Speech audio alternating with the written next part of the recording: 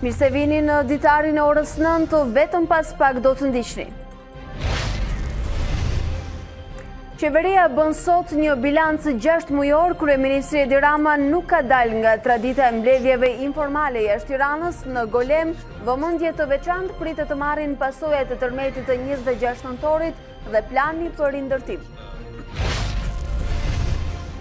Mini Schengeni numëron 3 samite angazhimesh, por ende asnjë dokument të firmosur. Presidenti Ilir Meta mbështet nismat rajonale, por larg provokimit të debateve të panevojshme. Lulzim Basha sulmon Ramën për sjelljen ndaj Kosovës. Zonja dhe zotëri, mirëmëngjes, mirë se po takohemi edhe sot në këtë transmetim të drejt për drejt me Ditarin e orës 9. Pas pak për mini Schengenin do të flasim me zëvendës ministrën e jashtëm Etjen Xhafaj dhe ish ministrin Tritan Shehu. Gjithashtu në Ditarin e mëngjesit, ndër të tjera do të ndiqni. Krijimi i Byros Kombëtare të Hetimit është një nga sfidat kryesore për drejtuesin e SPAK Arben Kraja. 60 hetuesi special nuk do t'i nënshtrohen vettingut, por makinës së të vërtetës. Ish kryeministri kroat Zoran Milanović është fituesi i raundit të parë të zgjedhjeve në Kroaci. Milanović arriti të dalë mbi presidenten aktuale Kolinda Grabar-Kitarović. Ata do të përballen në 5 janar në raundin e dytë. Kuksi u ndal nga Skënderbeu, por e mbylli në krye të klasifikimit vitin 2019 tek 3 pikët mbërritën Tirana e Partizani. Moti i keq shtyu për në mesditën e sotme ndeshjen mes Flamurtarit dhe Teutës në Vlorë.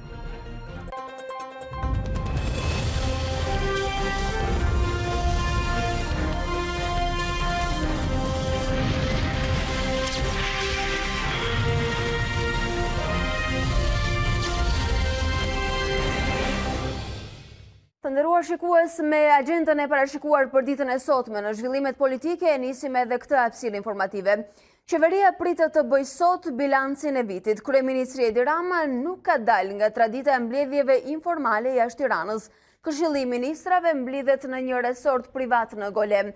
Takimi do të vazhdojë gjatë gjithë ditës së hënë. Në fokus do të jetë analiza për punën e secilit dikaster në 6 muajt e fundit, ku ministrat njëri pas tjetri do t'japin llogari para shefit të qeverisë në lidhje me detyrat që u janë caktuar çdo njërit prej tyre. Një vëmendje e veçantë pritet i dedikohet pasojave të tërmetit të 26 nëntorit dhe planit për rindërtim, për të cilin tashmë kabineti qeveritar përfshin në radhët e tij edhe të rikthyerin ministrin Arben Ametaj. Kreu i Partisë Demokratike, Lulzim Basha, sulmoi ashpër nismën e Schengenit ballkanik dhe kjo përmes një analize të publikuar në rrjetet sociale. Basha arsyetoi se e konsideron të papranueshme mos konsultimin me faktorin politik të Kosovës, ashtu edhe propagandën për shmangjen e vëmendjes nga dështimi për hapjen e negociatave. Për Schengenin ballkanik u shpreh me rezerva edhe presidenti Ilir Meta, i cili ka thënë se do të preferonte gjithë përfshirje në nisma të tilla. Mëngjesin e të dielës Ilir Meta u kujdes të qetësonte opinionin publik në lidhje me takimin që zhvilloi të premten me djalin e George Soros, duke shpjeguar se nuk kishte biseduar me të për Schengenin ballkanik. I pyetur shpesh nga gazetarët për këtë temë, Meta ka evituar një qëndrim të drejtë për drejtë. Nuk kam asnjë koment paraprak, çdo takim, çdo iniciativë rajonale është pozitive, sidomos kur prodhon më shumë rezultate se sa debate. Faleminderit. Të njëjtin stil ruajti edhe në përgjigje një televizioni poshnjak, kur u shpreh se çdo platformë rajonale bashkëpunimi që është gjithëpërfshirëse është e mirëpritur. Kjo duhet të ishte një parakusht për të promovuar dhe konsideruar iniciativa rajonale premtuese dhe të dobishme, theksoi Meta. Sipas presidentit, iniciativa që ndihmojnë bashkëpunimin tonë janë gjithmonë të mirëpritura, por jo duke provokuar debate të panevojshme, duke përpjekur për të marginalizuar dikë ose një vend apo t'i japësh protagonizëm dikujt tjetër. Kush del hapur kundër nismës së Schengenit ballkanik është Lulzim Basha. Nga Facebooku ai thotë se fqinjësia e mirë në Ballkanin Perëndimor nuk mund të arrihet duke përjashtuar Kosovën, ndaj e quan të papranueshme mos konsultimin e qeverisë së Tiranës me atë të Prishtinës. Basha nënvizon se samiti mini Schengenit ndodhi në Durrës vetëm pak ditë pasi Serbia mohoi masakrën e Reçakut, duke cilësuar këtë një fyerje për Kosovën dhe mbar kombin shqiptar. Kaq do të mjaftonte, shpjegon kryedemokrati, për të mos mbajtur aktivitetin deri në kërkesën e ndjesës nga Serbia. Ndihemi turpëruar, shkruan Basha, që qeveria e Shqipërisë nuk demonstron empati dhe përgjegjësi për plagët e pambyllura të Kosovës.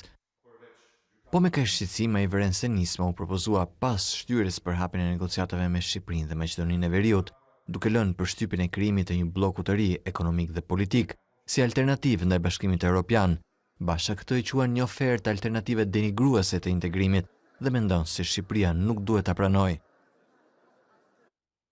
Në asnjë prej takimeve për Schengenin ballkanik në Novi Sad, Ohër dhe Tiranë nuk ka një dokument nënshkruar nga krerët e shteteve. Pavarësisht pritshmërive, premtimeve dhe replikave për projektin, krijimi i zonës Schengen në Ballkan mbetet në nivel teorik. Refuzimi i Kosovës ka marrë vëmendjen mediatike, por çfarë premtojnë Rama, Vučić, Zaev dhe Đukanović? Ndjekim materialin.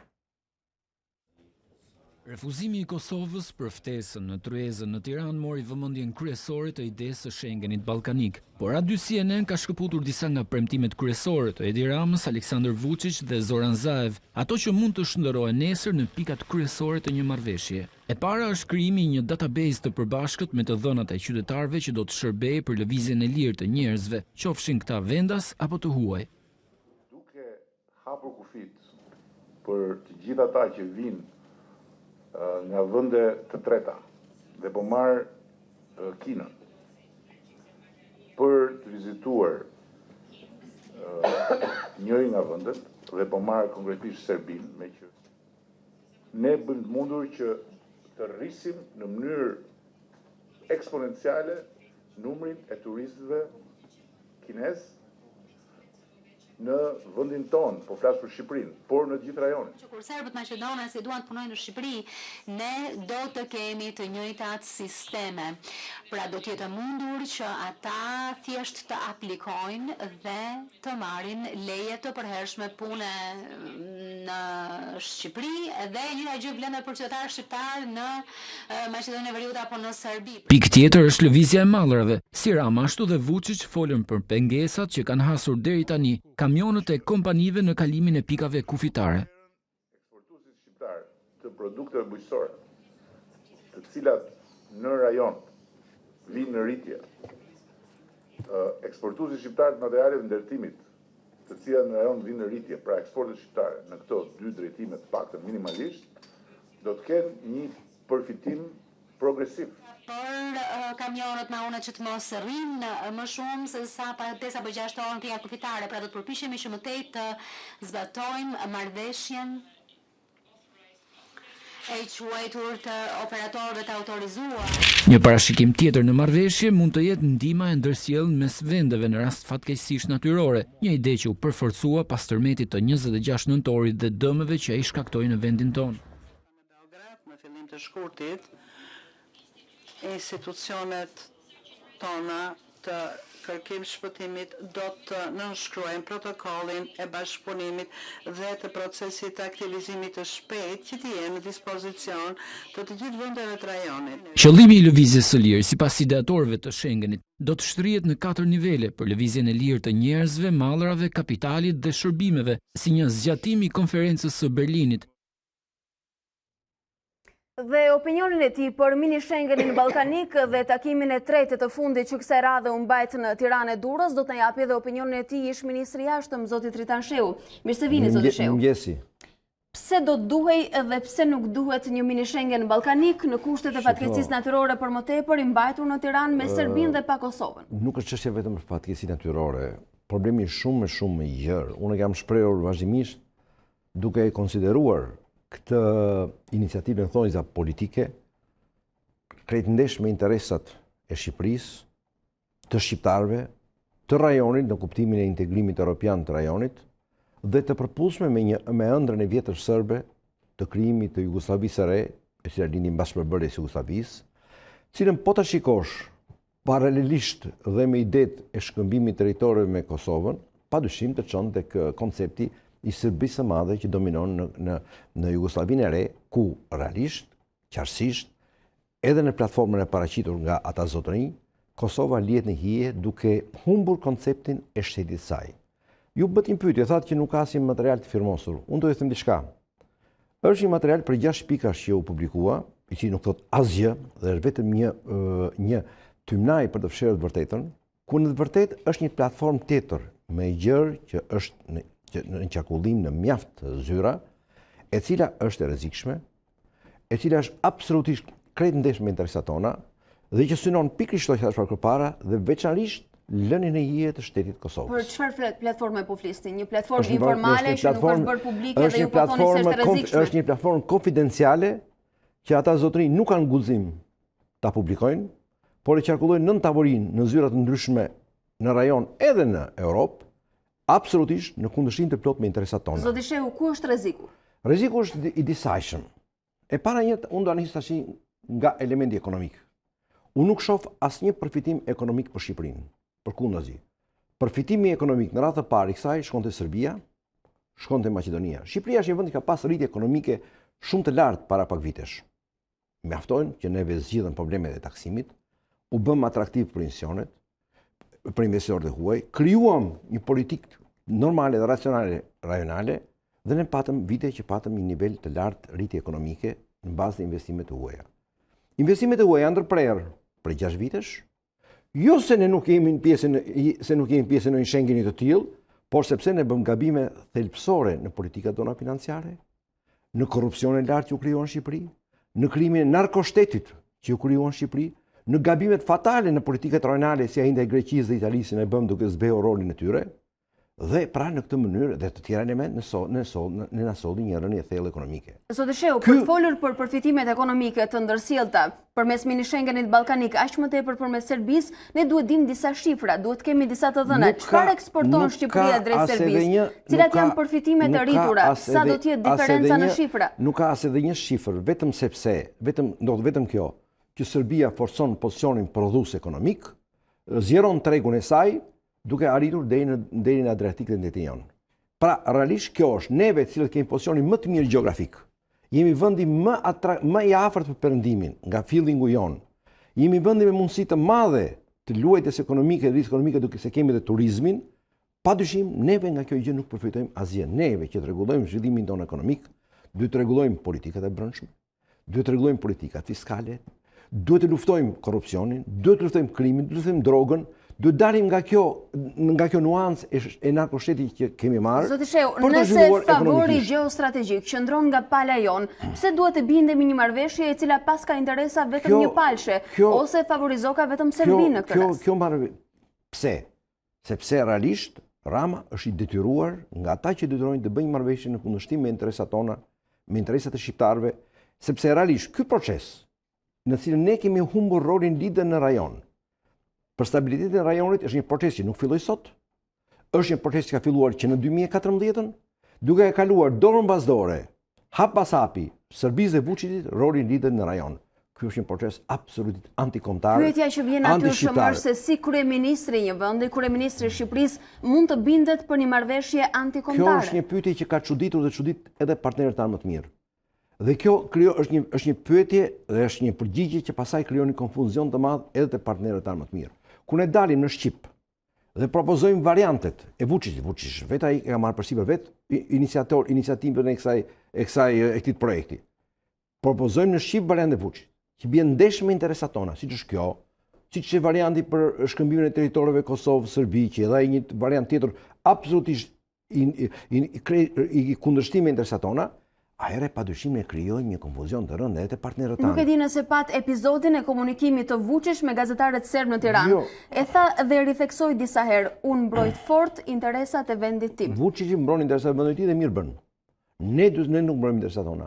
Ne shesim interesat tona për interesat e Vučićit, për interesa personale, grupimesh apo për obligime dhe detyrime që kemi nga forca tjera politike, nga shtete fuqi të tjera jashtë Bashkimit Evropian, nga lindja. Pra, Zoti Shehu, më përmendët faktorin ndërkombëtar, sepse këtu është edhe një episod i rëndësishëm i gjithë kësaj. Ku është faktori ndërkombëtar teksa Shqipëria organizon këtë summit në Tiranë të tretin në pak muaj pasi marrëveshjet firmosen? E para një faktori ndërkombëtar, tieni të bindur që këtu ka një sponsorizim nga lindja, nga faktori ndërkombëtar lindor për këtë çështje. Së dyti, Bashkimi Evropian nuk ka bërë asnjë prononcim dhe nuk bën asnjë prononcim. Bashkimi Evropian në këtë moment vetëm observon.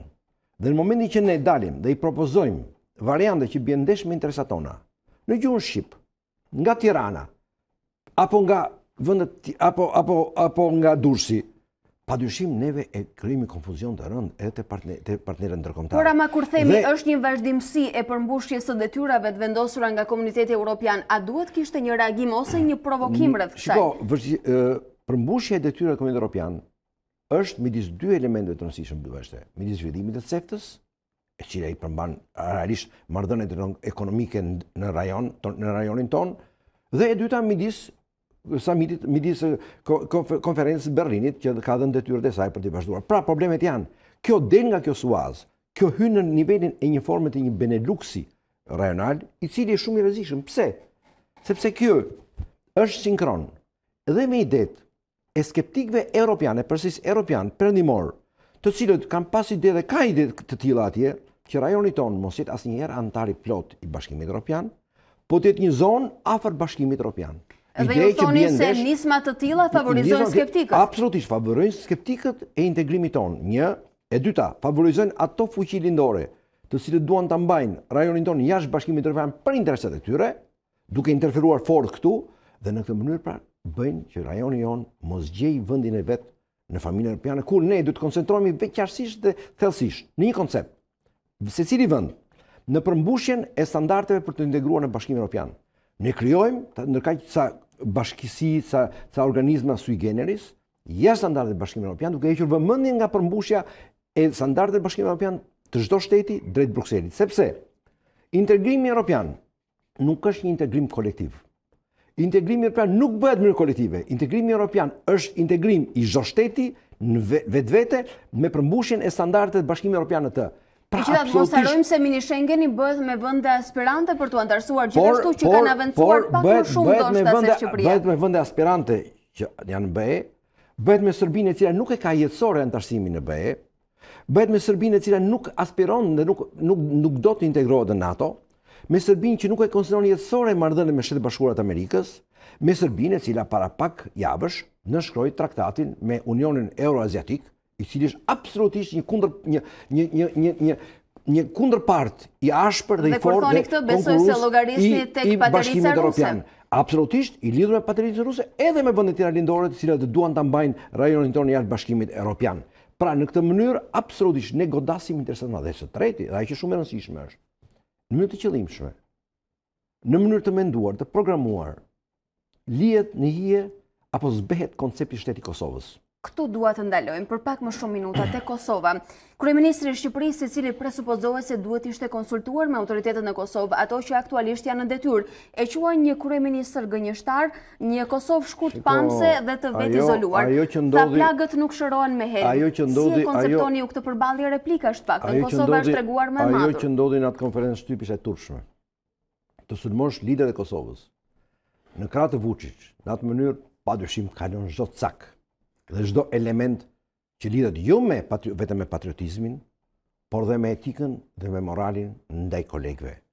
Absolutisht ai ishte një shpërthim, do thoja unë, i detyruar si pasojë e dështimit të plot edhe të këtij thonjza takimi Joja Samiti në Durrës. Një shpërthim aksidental apo i mirëmenduar, sepse po fliste në krah të liderëve rajonal? Mua nuk më intereson shumë ishte i mirëmenduar apo ishte aksidental. Mua më intereson fakti që ishte në kundërshtim me interesat tona, që ishte absolutisht provokativ, denigrus për Kosovën, denigrus për shqiptarët kudo ku janë, denigrus për interesat tona dhe të Kosovës dhe të shqiptarëve, dhe do them edhe denigrus për interesat e rajonit. Dhe dini që unë sapo po vi, dje isha në një udhëtim që bëra Prishtinë, Shkup, Tetov, sepse mora pjesë në kongresin e Ali Ahmetit në Shkup dhe pastaj pata mundësi të lëviz edhe takoj dhe kolegë të tjerë. Dhe unë ju pyeta pak minuta më parë edhe për impaktin e palës shqiptare nga fillimi i Schengen. Ku është një nga rreziqet e mëdha të sjelljes së kryeministrit tonë dhe kësaj që po ndodh? Është kjo, që shqiptarët në Kosovë, në Maqedoni, po humbin qartësisht besimin tek Shqipëria, sepse realisht ata krijojnë pastaj një konfuzion, dhe po humbin besimin te roli i Shqipërisë, te roli jon në drejtim të mbrojtjes interesave shqiptarëve kudo, të respektimit tyre dhe të qenies së ne faktori kryesor tërheqjes i shqiptarëve dhe rajonit drejt Bashkimit Evropian. Zotë Sheu, a besoni se ky moment shënon një pikë krisje mes palëve në marrëdhëniet bilaterale? Ky krijon një pikë krisje midis rilindjes, Ramës dhe shqiptarëve kudo ku janë. Këtë pikë krisje krijon kjo. Absolutisht. krijon një pikërisje të tillë të rrezikshme midis kësaj qeverisje dhe shqiptarëve kudo ku janë. Dhe ka krijuar jo krisje, po ka krijuar një thyerje të madhe midis kësaj qeverie dhe shqiptarëve kudo ku janë. Thyerje të cilë unë si shqiptar, unë si politikisht shqiptar, pavarësisht se është lidhur me rilindjen, unë e konsideroj të rrezikshme për interesat e kombit shqiptar dhe të rrezikshme afatgjatë për të sanuar dhe për të rivendosur përsëri roli dhe besimi te Tirana dhe Shqipëria nga shqiptarët kudo ku janë. Dhe kjo është një nga elementet më shqetësues, më tragjik të sa që po ndodhi. Shqiptarët jashtë kufive tanë, se shqiptarët brenda kufive tanë kanë humbur besimin në mënyrë absolute te kjo qeveri, po humbin edhe kanë humbur krejtësisht tashmë besimin te kjo qeveri, te kjo rilindje, te ky kryeminist, duke krijuar në këtë mënyrë padyshim precedenca për dobësimin e unifikimin të faktorëve shqiptar, precedenca për mundësinë e deportimit faktorëve të tjerë lindor brenda faktorit shqiptar dhe për dëmtimin e aspiratave tona të mëdha kombëtare dhe integruese në Bashkimin Evropian. Megjithatë, duke e parë situatën, 3 takime për mini Schengenin ballkanik, asnjë marrëveshje e firmosur është elementi që spikat dhe ne diskutuam që në nisje të bisedës. A ka hapësira për reflektim në këtë mes, duke pasur kaq shumë akuza dhe kaq shumë sulme për këtë takim? Ka vetëm një mënyrë për reflektim. Tërheqje plotë nga ky projekt absolutisht i rrezikshëm, siç i rrezikshëm dhe projekti i shkëmbimit të territoreve Kosovë-Serbi, i cili tashmë duket që është lënë në hije, është lënë është futur në sirtare, një tërheqje plotë nga kjo, koncentrimi në mbushjen standardeve për që do na çojnë Bashkimi Evropian, lidhja e fortë me Bashkimin Evropian, lidhja me vendet e Bashkimit Evropian. Një pyetje kam. Pse në këtë iniciativë nuk përfshihen vendet e Bashkimit Evropian që janë në rajone pafqime ne? Pse nuk përfshihen në këtë iniciativë Italia ose Greqia apo dyja bashkë, që do ishin një garanci e përmbushjes standardeve europiane nga çdo iniciativë, që do ishin një garanci për perspektimin tonë të procesit integrimit dhe që janë forca thellësisht perëndimore. E pse besoni ju se kemi mbetur ne në këtë rreth vicioz ku kërkojmë bashkëpunimin dhe heqjen e barikadave? Se ne kemi ngel në këtë rreth vicioz sepse këtu po duhet loja të rrezikshme anti-shqiptare dhe anti-integrim që vinë nga ata të cilët nuk e konsiderojnë integrimin parsor dhe nuk duan të futen në NATO, siç është Serbia, dhe nga ata që janë jashtë nesh në lindje, që duan ta marrin rajonin ton jashtë Bashkimit Evropian për interesat dhe interferencat e tyre, dhe padyshim këto përputhjen pasaj dhe me disa interesa, mendime, ide të skeptikëve europian që duan ta konsiderojnë rajonin ton një rajon afër BE-s, po jo i antarësuar në BE. Neve që duhet të jemi të parët, që duhet të dimë të mbrojmë interesat tona, që duhet të dimë të kundërshtojmë kur propozojnë alternativa në kundërshtim me interesat tona, ne dalim në Shqip dhe bëjmë ne tellallët e tilla iniciativa të Vučićit që mbien ndesh me interesa shqiptare. Në fakt, aludimet tuaja provokojnë edhe disa dilema të cilat janë dëgjuar së fundmi. Aludimet e mia janë shumë të qarta. Pse duhet kishte një nxitim për të arritur këto marrëveshje, ndërkohë që ka rreth 50 marrëveshje me Kosovën, për cilat kanë ngelur vetëm në letër? Nuk është rasti, janë disa arsye. E para njëherë janë për të maskuar dështimin e madh që nuk hapën negociatat. Dhe për të që vëmendjen nga jo. Dhe për kërkuar të zëvendësosh integrimin në Bashkimin Evropian me integrimin në Serbi dhe me integrimin në Jugosllavinë e re, se kjo është temi realist, dhe me integrimin pasaj në Euroazian e Rusisë. Kjo është e para, si dështimin së dyti, është frika e madhe e kësaj rilindje e kësaj qeverie nga integrimi evropian. Sepse në momentin që ti integrohesh në Europë, në momentin që ti afrohesh Europës, duhet të përmbush standardet. Dhe standardet nuk lejojnë kriminalitet, nuk lejojnë narkoshtet, nuk lejojnë krim të sundojnë mbi insionet, nuk lejojnë të korrupsion që është në Shqipëri, nuk lejojnë këto politika aventureske të jashtme që nga viti 2014 ka ndjekur Shqipëria në rajon edhe jashtë saj, por të detyrohen të futen ca kanale. Kjo e cila dhe e treta. Ne ju thoni se ne inicojmë qëllim shumë hapa për t'u larguar nga Bashkimi Evropian. Kush është e treta? Dhe e treta është kjo, detyrimi që kanë këta zotrinj të rilindjes në Shqipëri nga faktor dhe fuqi jashtë Bashkimit Evropian lindore, të cilat i kontrollojnë, e theksoj prapë për punë, po do të theksoj prapë, i kontrollojnë dhe i detyrojnë të bëjnë hapa që bien ndesh me interesat tona. Sotisheu, urojnë mos jem plane kaq të rrezikshme sa që parashikoni ju. Unë ju falenderoj shumë për analizën. Do të ritakojmë sërish, ndoshta jo vetëm për mini Schengen. Keni të bindur kaq janë. Unë bile thash shumë pak nga e vërteta e madhe që është. Faleminderit për analizën tuaj.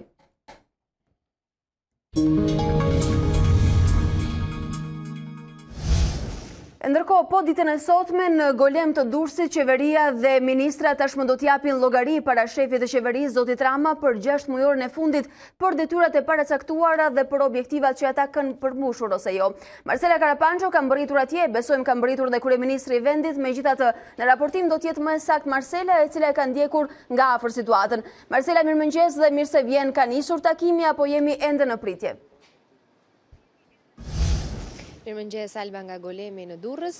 Takimi ka pothuajse 30 minuta që ka nisur dhe sigurisht ministrat e kabinetit qeveritar Rama 2 do të japin në llogari për sa i përket punës së tyre për gjatë 6 mujorit të fundit të këtij viti. Do të jetë një bilanc të objektivave, një bilanc i punës, i detyrave të këtyre të kryera ose jo, dhe pikërisht pritet që përmes këtij ritriti që vjen në një formë informale, kemi parë edhe ritrite të tjera që zoti Rama ka preferuar të bëjë jashtë kryeqytetit, jashtë godinës së kryeministrisë, për të pasur mundësinë për gjatë gjithë këtyre orëve deri në orët pas drekës të ketë një tjetër listë të qartë se çfarë është arritur ose jo, nëse do të ketë tërheqje veshi për ministrat, për kush ka kryer detyrat, kush ka kryer punën e tyre më mirë. Këto janë bilance që vetë ministrat do të japin në tryezë përpara kryeministrit, shefit të qeverisë, dhe do të bëjnë bilancet e këtij fundviti. Pikat kryesore janë detyrat sektor për sektor. Do të ketë një vlerësim të detyrave, por edhe rishikim të objektivave, të paktën këto e kanë pohuar burime edhe nga organizatorët që kanë bërë këtë ritrit, duke marrë parasysh edhe dokumentat dhe të gjitha bilancet që do të jenë në tryezën e sotme përpara zotit Rama. Disa prej pikave kryesore, përveç faktit se çfarë kanë bërë ministrit përkatëse, lidhen edhe me tërmetin e 26 nëntorit, bilanci në janar në fakt pritet një bilanc final për sa i përket dëmeve dhe do të shohim se si do të menaxhohet edhe kjo situatë nga qeveria, për sa kohë zoti Rama ka thënë se do të ndodhen pranë të gjithë qytetarëve të cilët janë prekur nga tragjedia e tërmetit të 26 nëntorit. Megjithatë, socialistët nuk do të mbeten vetëm tek suaza politike e qeverisë, pasi në janar apo në fillim të shkurtit ata pritet të shkojnë kongresit të Partisë Socialiste. Sigurisht që me zhvillimet e tërmetit e socialistët duket se kanë lënë disi pasdore edhe zhvillimet brenda partisë, kur duhet të ishin tashmë faza të tjera drejt fundit të zgjedhjeve në parti, e megjithatë këto pritet të jenë vetëm një pjesë e vogël e gjithë diskutimeve. Nëse më lejon Alba, në këtë kohë vjet ne kemi pasur ethet e ministrave në largim, nuk dihet nëse këtë radhë zoti Rama do të bëjë ndonjë lëvizje, por ajo çfarë në fakt duket sikur e ka frenuar për lëvizjet brenda qeverisë është edhe fakti se kemi një ministër ende të padekretuar nga presidenti i Republikës Ilir Meta, edhe për shkak të krizës politike që kanë dy institucionet përballë bulevardit Dëshmorët e Kombit, si kryeministria ashtu edhe presidenca, ndaj me shumë gjasa do të shohim se cilat do të jenë zhvillimet dhe tërheqjet e veshit apo lavdërimet që do ketë zoti Rama sot për anëtarët e qeverisë së tij. Mbetet për të parë gjatë ditës. Marcela, unë të falenderoj për informacionet paraprake, do të ndjekësh orë pas ore diskutimin dhe gjitha zhvillimet për të ndarë bashkë me ne në këtë transmetim të drejt për drejt. Faleminderit për momentin. Vetëm pas pak në ekranin A2 do të ndiqni krijimi i byros kombëtare të hetimit është një nga sfidat kryesore të drejtuesit të SPAK, Arben Kraja.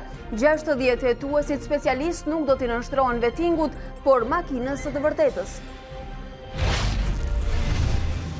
Nis heqja e depozitave të ujit në pallatet të dëmtuara nga tërmeti në Tiranë, banorët kërkojnë furnizimin me ujë pa ndërprerje.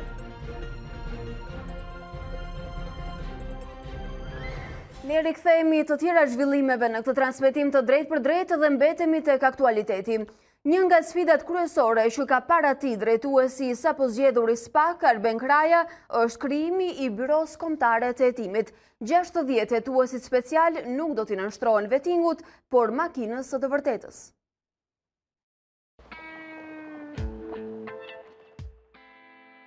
Ngjashme me Byron Federale Amerikane, FBI, Byroja Kombëtare e Hetimit, do të hetojë korrupsionin në nivelet më të larta të zyrtarëve. BKH do të përbëhet nga një drejtor dhe nga një ekip hetuesish, të cilët duhet të përmbushin standarde të forta, të ngjashme me ato të FBI-s. Drejtuesi i prokurorisë së posaçme Arben Kraja do të përzgjedhë ekipin i cili do të përbëhet nga jo më pak se 60 hetues special, të cilët ndryshe nga e prorët të tyre prokuror, nuk do t'i nënshtrohen vettingut, por makinës së të vërtetës. Atyre do t'ju monitorohen llogaritë bankare dhe telefonatat për gjatë gjithë kohës, për të siguruar se do të zbatojnë me integritet detyrën dhe panshmëri. Njoftimi për shprehjen e interesit për hetuesit special e shpalli Këshilli i Lartë i Prokurorëve në fillim nëntori. Por mungesa e kreut të SPAK dhe konstituimi i kësaj struktura e lanë pezull procesin. Ambasada amerikane ka publikuar një video në rrjetet sociale ku sqaron se BKH do të funksionojë si FBI amerikane për të hetuar krime të niveleve të larta dhe hetuesit do të trajnojnë në Akademinë e FBI-s në Virginia, SBA. Mëtej, thuhet se trajnimi do të mbikëqyret nga një mision ndërkombëtar. Prokurorët të SPAK dhe hetuesit special të BKH-s do të kenë mundësinë të çojnë për hetim persona dhe dosjet ndaj tyre në gjykatën speciale. Bosët e krimit organizuar dhe zyrtar të lartë të përfshirë në afera korruptive do të jenë ushqimi i punës së kësaj strukture hetimore. Legjislacioni shqiptar duhet rishikuar për të parandaluar fatkeqësitë natyrore. Ky është mendimi i kryeparlamentarit Gramoz Ruçi, të cilit ia shprehu edhe sismologut grek Spiros Pavlidis gjatë takimit që zhvilloi me të. Tërmeti 26 nëntorit më ka shtyrë mua personalisht, por edhe si kryetari i kuvendit, të reflektoj mbi nevojën e rishikimit të legjislacioneve e procedurave, jo vetëm në fushën e ndërtimeve, por në të gjitha marrëdhëniet e veprimet tona mbi natyrën, tha Ruçi. Duke shprehur gatishmërinë për të ndihmuar, sismologu Pavlidis theksoi se legjislacioni dhe rregulloret greke, si dhe ato italiane, mund të përshtaten mjaft mirë për Shqipërinë, sepse jemi në të njëjtën zonë sismike.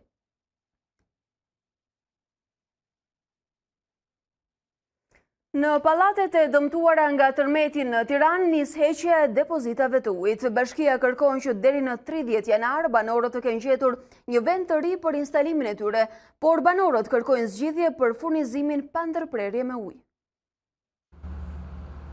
Aksioni për heqjen e depozitave ka nisur nga kombinati, një nga zonat e kryeqytetit më të dëmtuara nga tërmeti.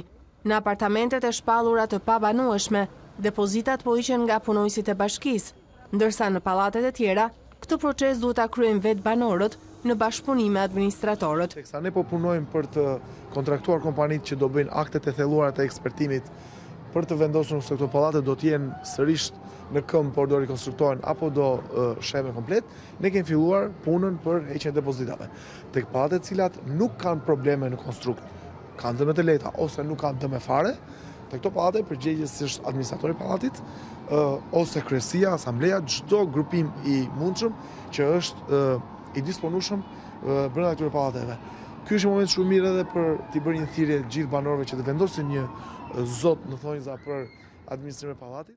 Drejtori i emergjencave në bashki Rind Bejko sqaron se deri në 30 janar banorët duhet të gjejnë një zgjidhje për vendin e ri të depozitave të ujit. Ka 3 alternativa.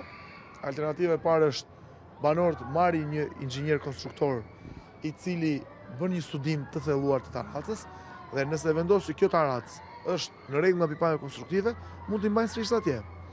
Opsioni i dytë është disa pallate kanë vënë strehimet e hershme nën tokë dhe mund t'i përshtasin në këto vënë strehime.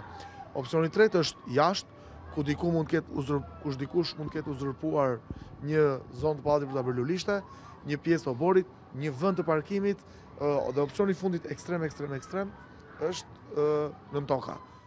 Banorët nuk janë kundër heqjes së depozitave, por kërkojnë zgjidhje për furnizimin me ujë. Sa boljer janë mbi tarafë? Sa ishin, jo sa tani s'ka. Po të thuash kishte familje që kanë nga 2. Një masë madhe shumë. 10, 15? E 20 mund të ketë. Çfarë zgjidhje do gjeni për ujin? Nuk e di bashkia e di. Dilet janë jemi familjar, do të lajmë mëngjes, drejt darkë. Do presim nga 1 orë ujë në ditët që vjen. Në çfarë oraresh vjen uji? Vjen orë 6, vjen 1 edhe vjen orë 7. Gjysore, dhe sa orë mban? Gjysore. Është shumë ta, po them ne që jemi katë parë 1 orë, është shumë. Po uji 24 orësh. Kaq vjet je çliruar. Pse sa bën pra uji? Jeni të gatshëm për të pajtuar një inxhinier dhe ndoshta për të parë terrenin ku mund t'i vendosni? Nuk e di dot.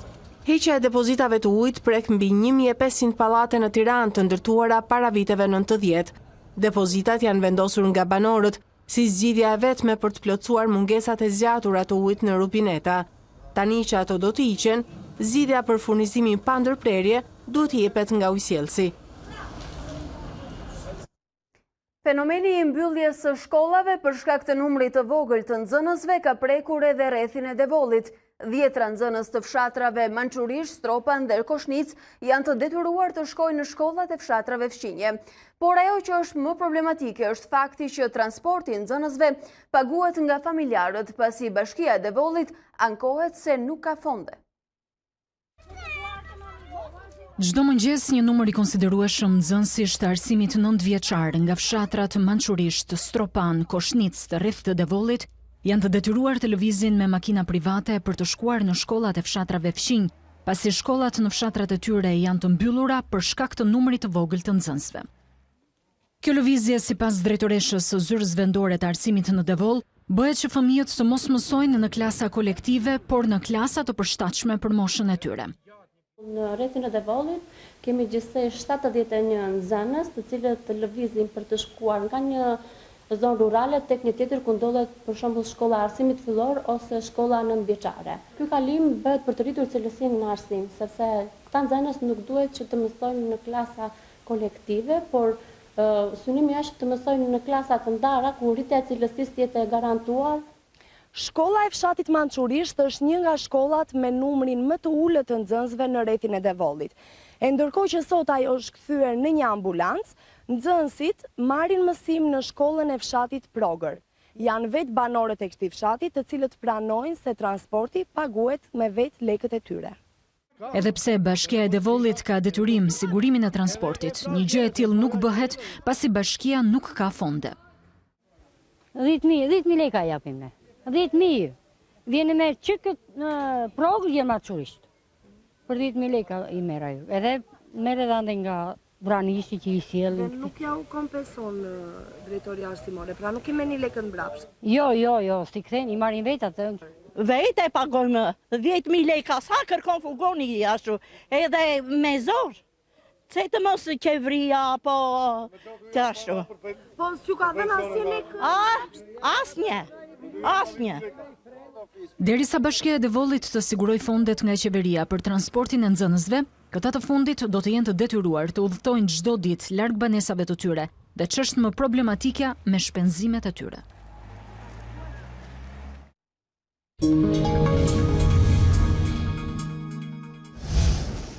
Shohim dhe të rejat nga politika e rajonit. Ish kryeministri kroat Zoran Milanović është fituesi i raundit të parë të zgjedhjeve në Kroaci, duke prirë me 29.5% të votave.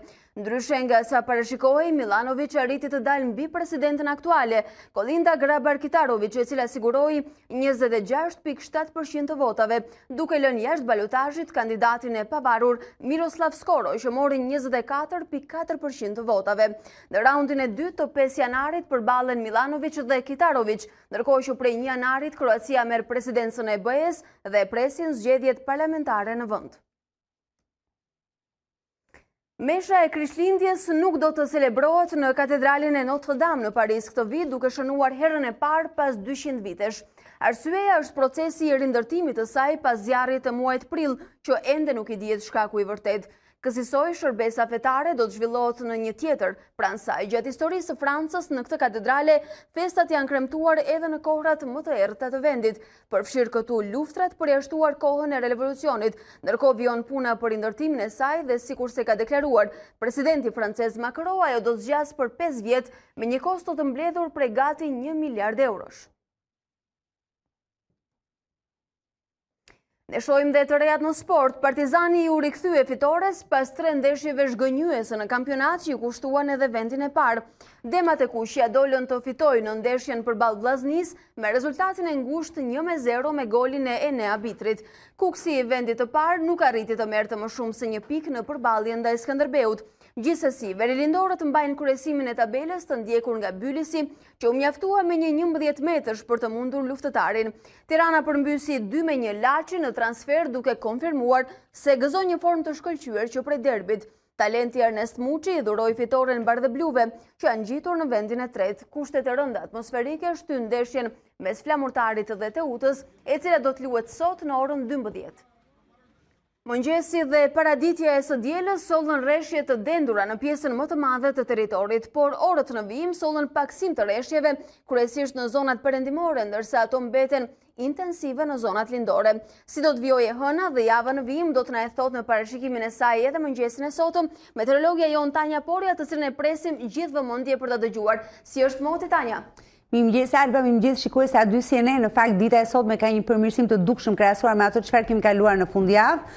Parametri më problematik mbetet era shpejtësierës, e cila edhe gjatë ditës së sotme, por deri nesër vonë pasdite mbetet problematike kryesisht në det të hapur, por edhe në brigjet perëndimore të territorit shqiptar, ndërsa për sa i përket vranësirave dhe rreshjeve, kemi vranësira deri sot vonë pasdite në të gjithë territorin, ndërkohë rreshjet janë të fokusuar kryesisht në zonat lindore dhe në jug të territorit.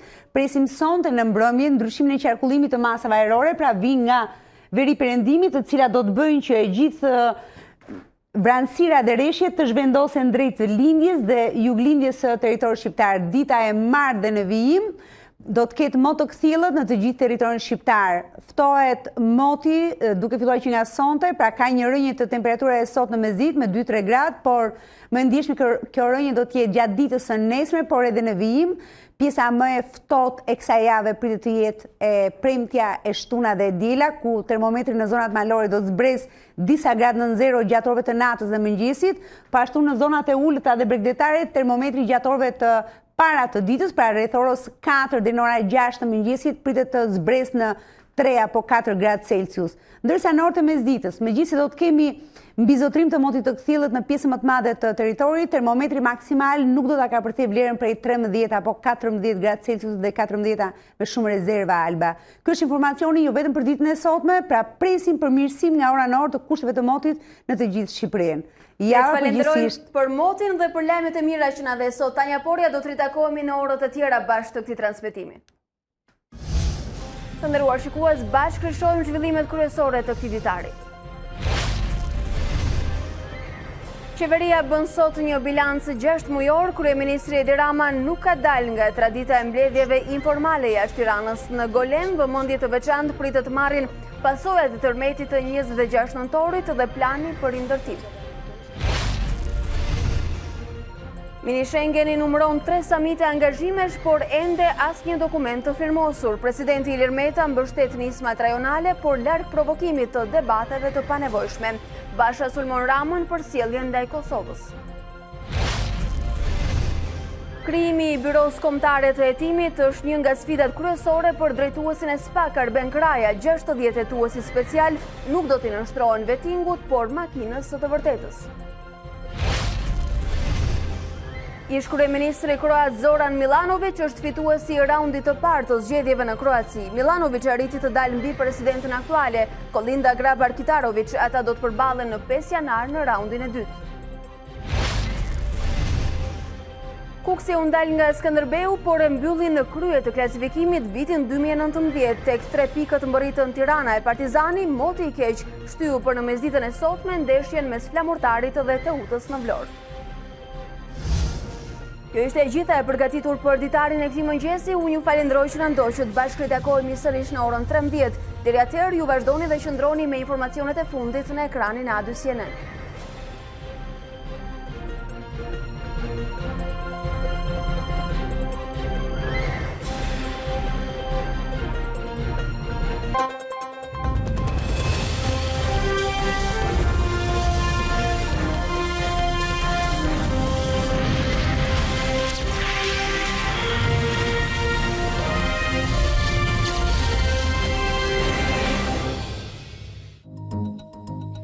Unë jam Alba Lishani dhe ky është Ditari në A2 CNN. Për të parë të gjitha videot e Ditarit, klikoni subscribe.